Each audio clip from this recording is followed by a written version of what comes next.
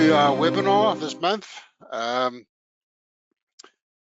you can see there by the title, Secure Your Financial Future. So the main idea here, it's never too late to start making positive changes to your financial future that your future self will be thankful for. And the reason I'm saying that is even small changes like reassessing your budget to eliminate wasteful spending and redirecting those savings towards more rewarding call it the retirement products like a retirement annuity or a tax-free investment. Those things can significantly impact your financial future. So welcome to this webinar. My name is Sean van den Berg. I'm an investment specialist at PSG Wealth, and I'll be discussing some strategies to help you with that tax-free investment, but also saving for early retirement. So here's my quick agenda for, as we do it every month, is very quickly, what is the best tax strategy for early retirement? What are the three key elements when saving for retirement? And then also we just briefly touch on one of the investment products we do have is the investment management growth fund of funds. And then we'll just do a quick, as I say, quick summary and conclusion and answer some questions. Okay. So just to give you some context, do you know that 29% of workers in their 20s, I know that some of us might not fit into that category right now, but they even started saving for retirement. The main thing there is obviously it represents a missed opportunity. And I think a lot of us as parents can start educating our children about this. But the main idea is that it's a missed opportunity because obviously the longer the money works, the better the potential returns would be, number one. Number two, obviously retirement saving offers a chance to reduce taxes, especially with a retirement annuity or pension or provident fund. And obviously the whole idea is to build up a nest egg. So the nest egg increases options beyond retirement. So obviously our young investors will be resistant to retirement saving. And it's quite understandable. There's a cultural attitude towards retirement, and that has slowly changed over time. Many young workers don't believe in waiting many decades, years to enjoy a good life. They don't believe in putting off their dreams until a day that they might never come, or a day when they might be less than ideal health. So yeah, it's understandable, as I say. They want a job they love now. They want a meaningful work now, and they want to travel the world now, and there's nothing wrong with that. But saying that there are some pragmatic considerations for not just coming out of university and starting careers or business. So yeah, they have student loans, and they have things like some people obviously finding it hard to find a job after graduating, but also the starting salaries aren't always the greatest. So yeah, it all makes a sense as such. So just to get started, let's look at the first point. What is the best strategy, investment strategy, or a tax strategy? So when you're young, it's easy to feel like there's no rush to save for retirement. But before you know it, you might find yourself in your 50s or 60s and nowhere near the retirement savings goal. And I think a lot of us will fit into that description. So even if you have started early, you might have concerns about whether you'll have enough in your retirement years, and that's also a valid concern. There are changes in employee benefits. There are changes with people living longer. There are changes with rising health costs. There are also changes with obviously the increasing burden of saving for retirement. So all these things are weighing on, I think, on all of us. Okay, so if you are getting closer to retirement and don't feel you have enough adequate savings, what can you do to boost your nest egg? So first of all, the best thing to do as a first step is to determine how many years of retirement you might need to plan for and save for. So that's number one. Number two, you can use a retirement calculator. There's one on the PSG website to figure out how much you should be saving based on factors like your current age, your income, your retirement age goal, and things like that. And if you want to even dig deeper, you can see whether you need to save even more to meet your expenses in retirement. So use that calculator on the PSG website. So just to get started, what's the best strategy? Obviously, is to maximize your contributions to some tax advantage plan. So when I say tax advantage plan, I'm talking about your employer pension or provident fund. If you do work for a company that offers that, if they don't offer that, then I suggest take out a individual retirement annuity for yourself. But the main idea is that the employer-sponsored retirement plan, obviously the idea is there to help the employees to save. So it's a great way. I always say retirement annuity is disciplined savings, because remember, you can't access those funds until the earliest is age 55. So it's just, well, as I say, it's disciplined savings. Okay. And obviously the easiest or the simplest way to save is through automatic investment plans. You know, get your company, if you're working for a company with a pension or provident fund, that they deduct the funds from your salary. And a lot of times your employer will also match those contributions. They might contribute, say for example, you're contributing 15%, they might contribute 7% and you contribute 7%, okay? And vice versa.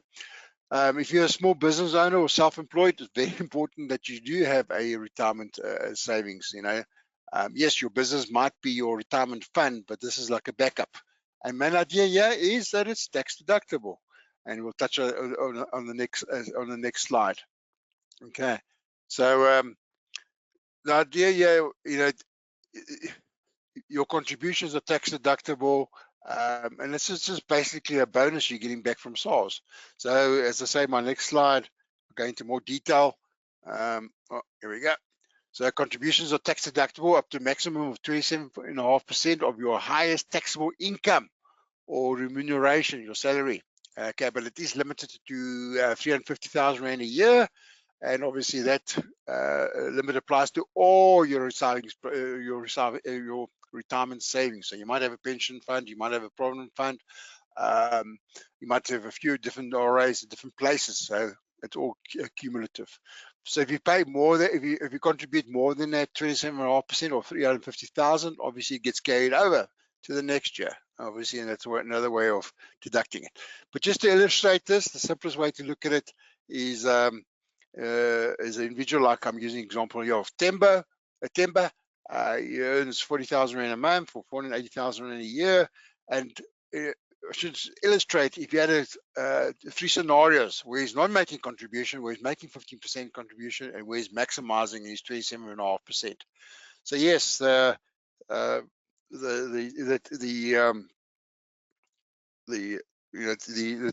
take home pay might be a bit less, but at the end of the day, you're not paying a lot of money to the receiver. And I think that all of us can relate to that. So you can see in this example here, if he's not paying anything, he's taking his full salary home, but he's paying that tax at 9,276 Rand tax, which is 23%. And obviously not contributing to his RA. The second scenario is contributing 15%, so which is about 6,000 Rand for the year. Obviously times 12 would be 72,000. But you can see it drops from 23% to 19% what he pays in tax. And if he maximizes it to 27.5%, he's paying 11,000 Rand, which is only 2,000 Rand he's paying towards his financial future. But you can see his tax is only 15%. Okay, so yes, it is a very simplistic example, and I'm just trying to illustrate the point here, but also I'm not taking into the other things like medical aid and other rebates into consideration. So just be aware of that kind of stuff. Let's see here quickly. Yeah, and obviously the big advantage here also, remember, retirement annuity. You're not paying any within a retirement annuity, any growth. You're not paying any tax on any capital growth, income, interest, or dividend growth within the retirement annuity. So It's a nice way to switch between funds and things like that. Remember, there's no tax involved when you can switch switches like that. That's number one. And number two, obviously, RA provides estate duty advantages. When you die, the RA doesn't form part of your estate. That means it does not attract estate duty.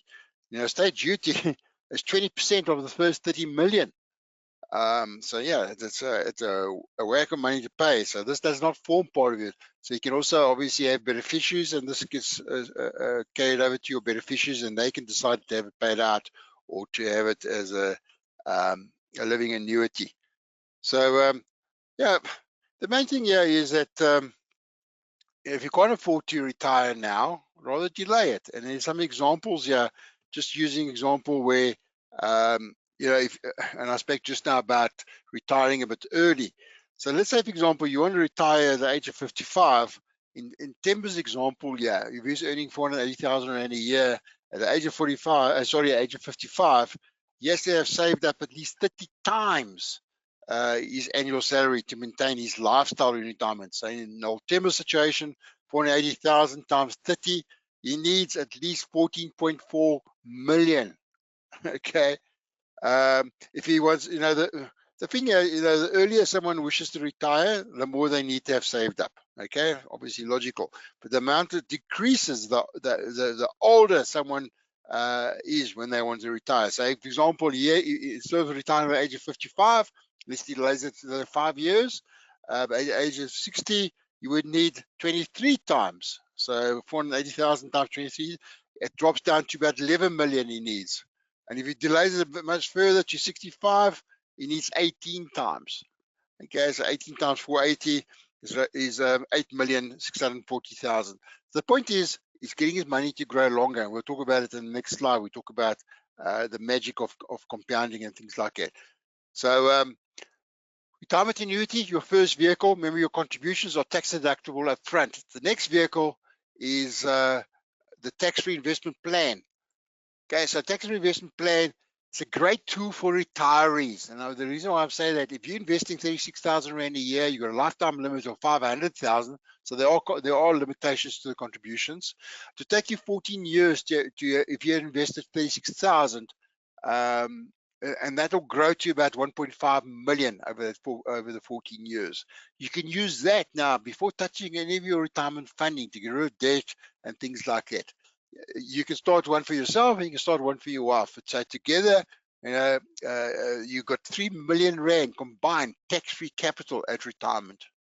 Okay, so that's the point I'm trying to use here. So remember, you're not getting the benefit up front, you get the benefit later. So within the investment, or capital growth, or interest, or dividends are tax-free.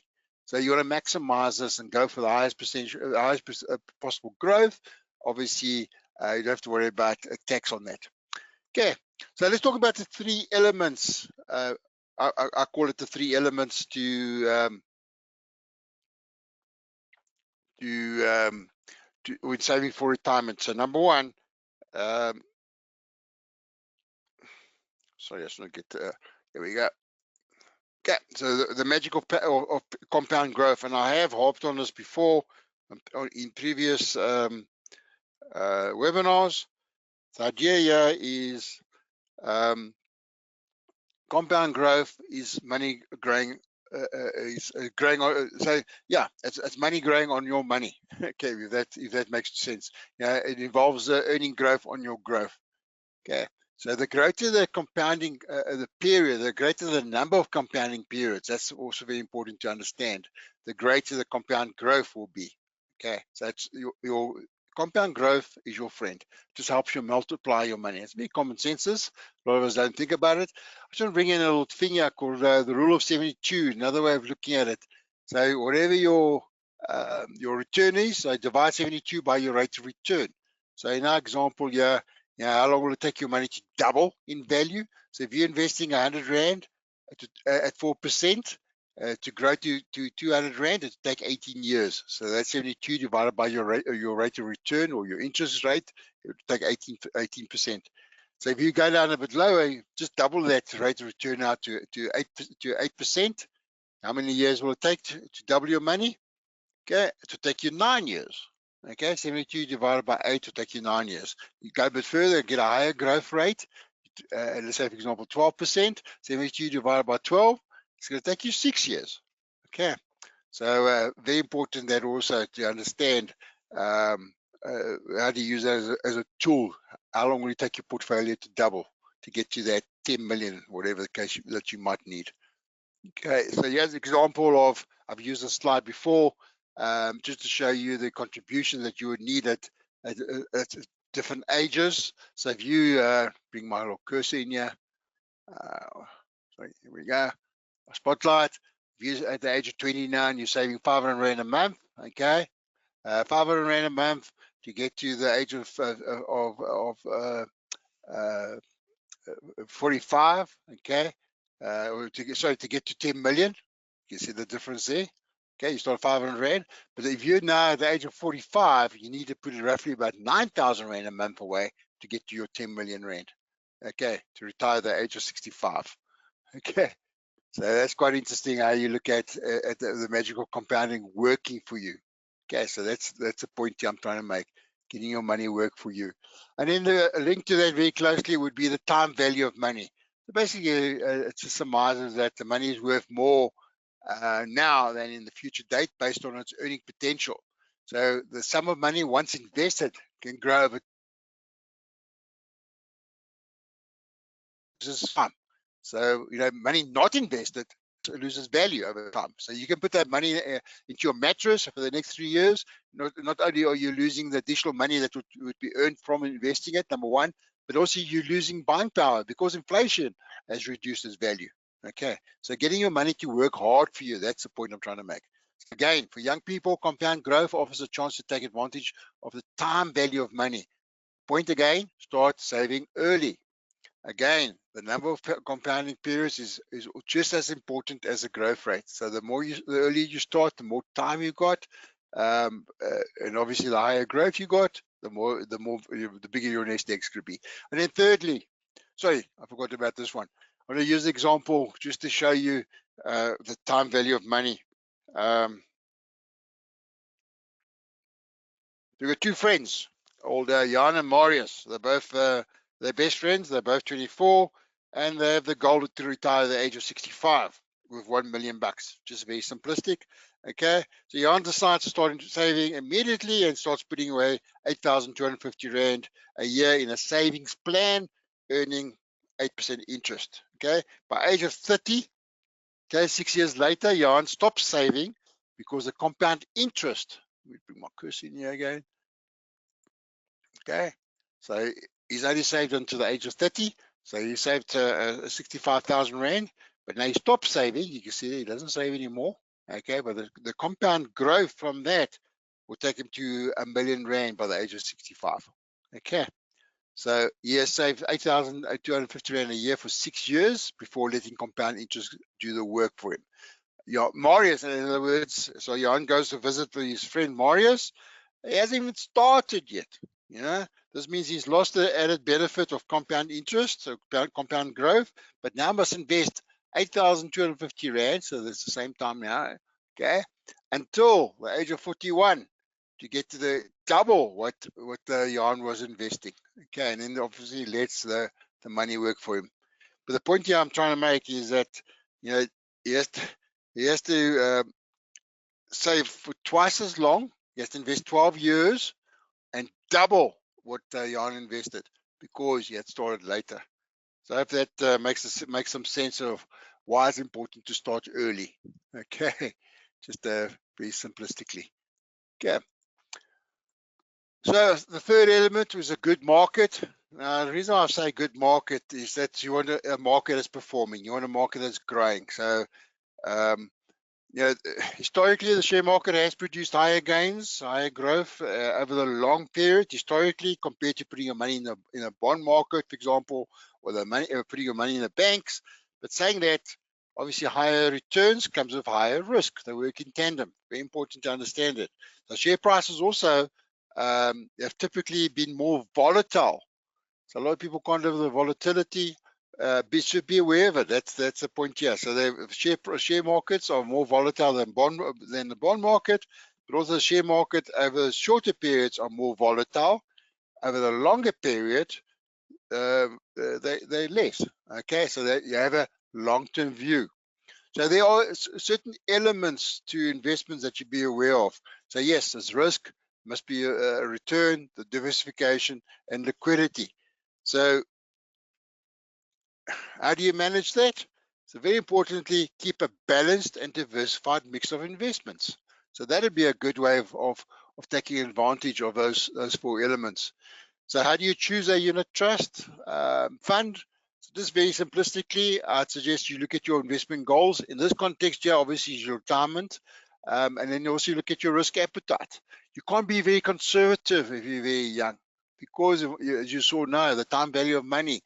You can't just leave your money in a mattress. Missing opportunities. So your risk appetite, worst case scenario, should be moderate to more aggressive, especially for retirement, especially if you're younger.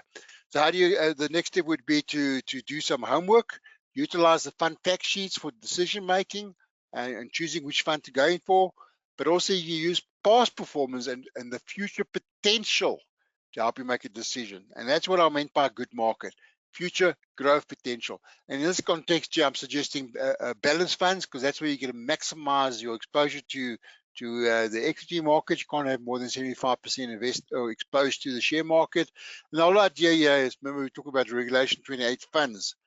And before getting to that, you just talk about past performance. You've heard that cliche already.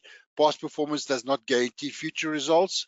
What that basically means is that something that has been successful in the past does not mean it will be automatically be successful in the future.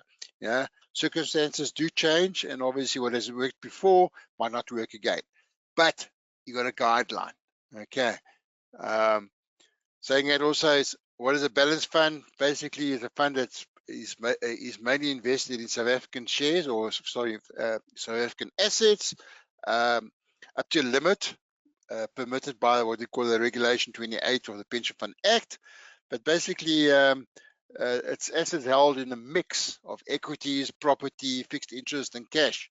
So the whole idea of the Regulation 28 fund, with a balanced fund, is there to protect you. So you want to have all your eggs in one basket, just in equities. You want to spread that risk. Okay. So that's the point I'm trying to make here. So by diversifying your investments across shares and bonds and among other sectors and countries, you as an investor can reduce your overall portfolio volatility, but also help against unnecessarily large losses. Okay.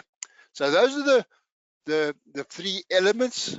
But I will also add in, obviously, the tax advantages of the RA to make a perfect investment mix. So why should you consider this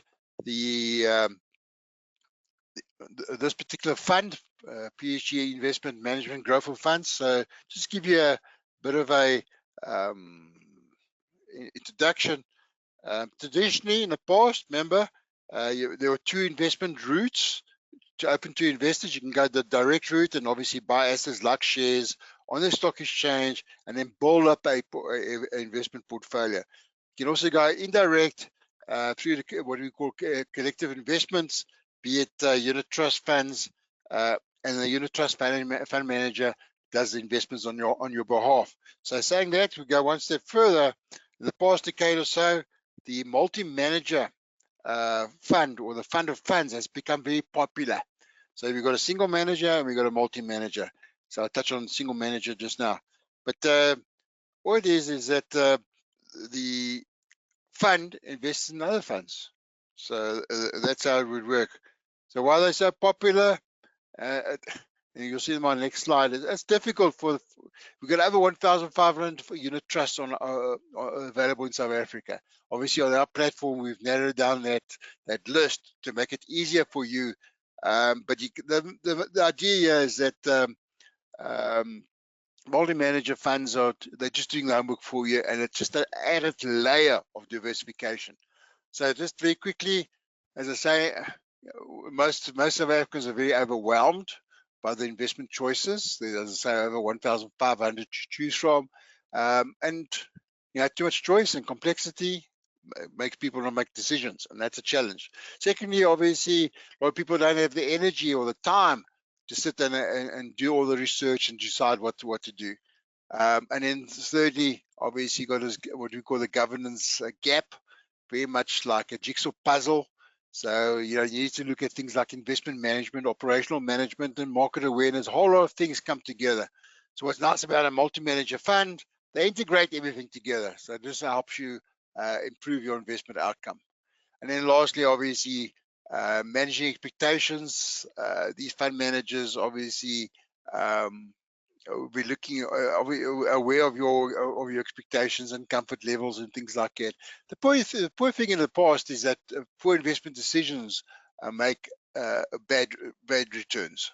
So a lot of people get emotional, especially when the market is tanking a bit, and then they sell the wrong time and things like that. Okay, we've all been down there. So let's look at quickly into the fund itself. So just to give you a quick overview, the asset allocation, you can see there very briefly, it's got 70% exposure to the domestic equity market. It's got some exposure to the bond market, and it's got some exposure to cash and some property. Okay, so it's slight rounding, but you got an idea how it's split between all the different assets. So you can see also the top 10 holdings. Discovery is the main holder there, only about 6.5% exposure. But saying that, you can see also recently, last week, on the 19th of January, there was a report from Discovery stating that they're expecting higher earnings at the halfway stage of the financial year to be strong, at least 35% higher than the previous period. So you can see also it's a growth company. That's where you invest. I think their results are coming out next week. I think next week Tuesday, Discovery. But you can see also a whole lot of the top 10 investments that do have there. Okay, good quality companies. And then you can see from a risk point of view, the risk reward profile, we're right in the middle. That's why I say it's moderate. Okay, the higher the risk, obviously the higher the returns, but you can see where this is positioned. And again, the composition of this fund is 72% exposure to the PSG equity fund, and then 26% exposure to the income fund. Okay, so you can see the bit more composition, and this is all from the fund fact sheet. So you can go onto the website, you go click at the bottom here, and you'll be able to follow. We can get a fund fact sheet. From a performance point of view, you can see relative to its benchmark, and this is a CISA multi-asset equity fund. You can see it's outperformed there. Doesn't seem a lot, that little gap, but that gap actually represents a difference of 19.2%, or 31,000 Rand. That's over the last year. So it's outperformed. So just give some idea there. Yeah, we invested 100,000 Rand, and what it would have been? 100,000 Rand would have been 196,000 over the year. And then from if you look at the analyzed return, you can see how every year we've been outperforming that benchmark. Since inception, 13.3%. Last year we did 18%. So remember, the goal here is this particular fund. The stated goal is to outperform inflation by at least 5%. So I think it's meeting that criteria. And then just lastly, looking at fees. A lot of people assume that multi-manager funds have much higher fees. No, it's not necessary.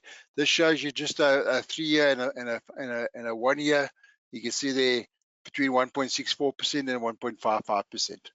So not expensive compared to a normal single manager fund.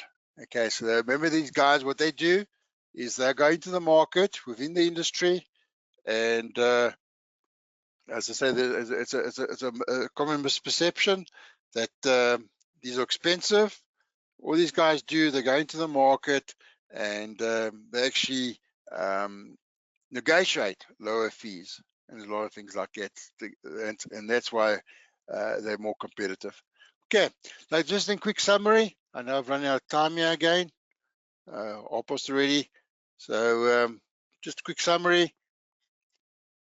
Oops. Okay. Main thing here is increase your retirement savings to the maximum you can afford. Not everybody can afford the 27.5%, but try as much as you can to put into it. Why? course, your contributions are tax deductible. And obviously, you get a tax refund in the year. You get a tax refund in the year, reinvest it also, if you can do that. Okay. And then, retirement annuity is a great vehicle. Gives you that. You got the flexibility. You have the control what's underlying investments. So it's a great way of looking at it. Obviously, with Regulation 28 parameters. And then apart from the tax advantages, the three other key elements when saving for retirement, take advantage of the magic of compounding over the longer term. And then also be aware of time value of money. So yeah, you might be sitting with money in the bank. You know, how much is it growing? Are you going backwards compared to inflation? And then the third element is a good market. And by that, I just meant that you want to go into a market that's performing, a market that's growing, and there's the potential to grow.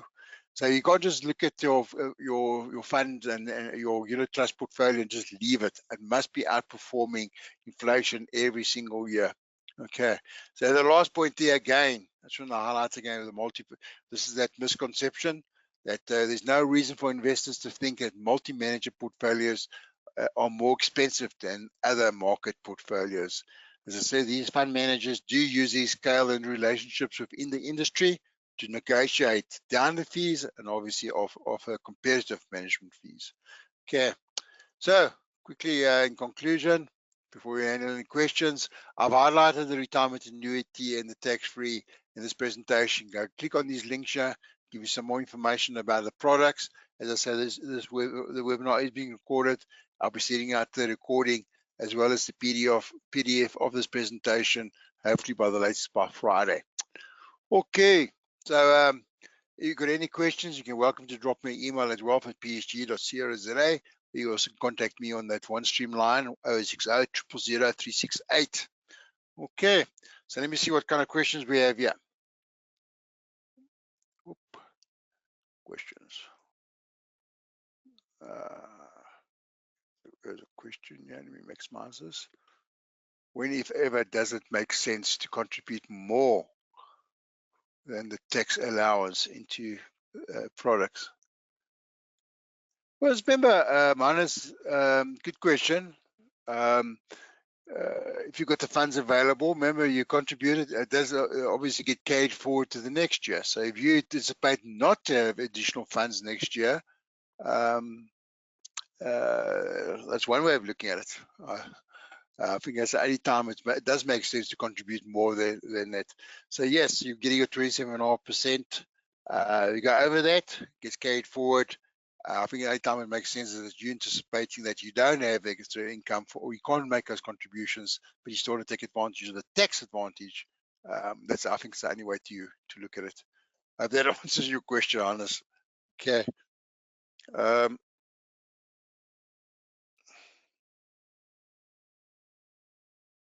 What else is there? What other questions are what here? Okay, there's a question from Derek. Okay, when is the cutoff time for the RA and TFIP contributions? Derek, yeah, it was yesterday, the 25th of February. Yeah, it takes 2 days for those funds to reflect in our bank account, and it also takes a further 3 business days to buy the units in the market. So if you missed the bus, I suggest that you still invest, do not delay. Sorry about that. There was I don't know if there was a communication that went out for our clients about the cutoff times. Here's a question from Suzanne or Susan. Can I still switch funds now?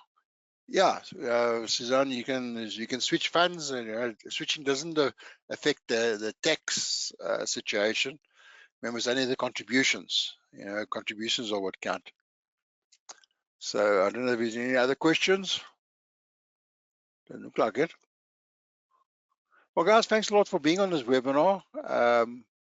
Until next month, in March, we'll hear what happens. Are there any tax changes to these products in our budget speech in 2 weeks' time? But I don't expect that. We'll see. No one knows. Okay, we've had enough surprises. But guys, from my side, thank you very much for being on this webinar. Until next month, bye for now.